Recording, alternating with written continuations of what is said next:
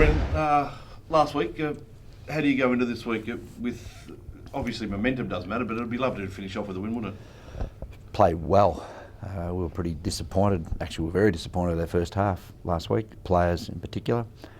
Responded well. We want to have a good first quarter and a good second quarter and get some momentum and finish off well the season because we built some good credibility but can be taken away really quickly too, so it's important we finish strongly. Good news that you've signed on 2 youngsters. Yeah, they're good young boys. We've seen enough of them to show people why we drafted them, but at the same time they've had their battles getting through a long, tough season, as have most young people in the competition. But one more summer of conditioning and weights and understanding the rigours of AFL footy, and they'll be well placed for next year. We're really excited about those 2 boys. Do you step up pre-season with these boys now that you've sort of not handled with kids clubs over the last couple of years, but do you put more into them now in pre-season, knowing that they can take it? I think we're probably in a position now, Tone, to give them a pretty good audit in their exit interviews next week. That all of them have 4 or 5 things, in particular our younger players, that they have to get better in. It's not just on the field, it might be their capacity to do leg weights or train harder and not have to be managed as often. We'll send them off next week very clear about what we expect when we come back.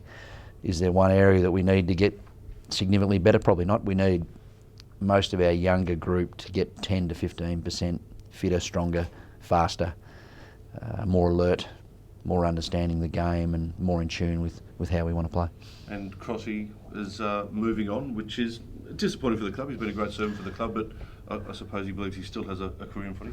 It probably says exactly what has made Daniel Cross a fantastic player for this club. I don't think I've seen too many more competitive people, and I certainly haven't come across too many players who play every contest like it's their last one, and it's testimony to his commitment to the game and his courage that he does want to pursue the career that he has. And we as a footy club are consistently being faced with making decisions that are going to take us forward and position us to be the club we want to be going forward. But like a guy like Crossy is a really tough one to make for the footy department, isn't it? Because he's sort of the lifeblood. He's the club. Yeah, you're privileged sometimes to see the mechanics of different people and what makes them tick, and to hear him speak to his teammates this morning was just outstanding. And if he was your son, you'd be pretty proud of what you've raised, I would have thought. Has he got more to give, Macca? Maybe somewhere else? He believes so, and his capacity to train and rub off on people and just the commitment he has hour by hour and day by day to the game is a great example to young people, and we wish him well, and we hope things work out well for him, and we thank him for what he's done for us. It's been incredible.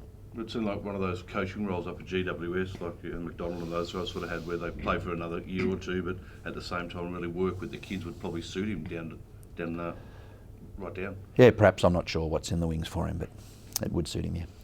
What about Gio? Is this his last game? We've a bit to work through, and there'll be enough. There'll be some things said about that pretty soon.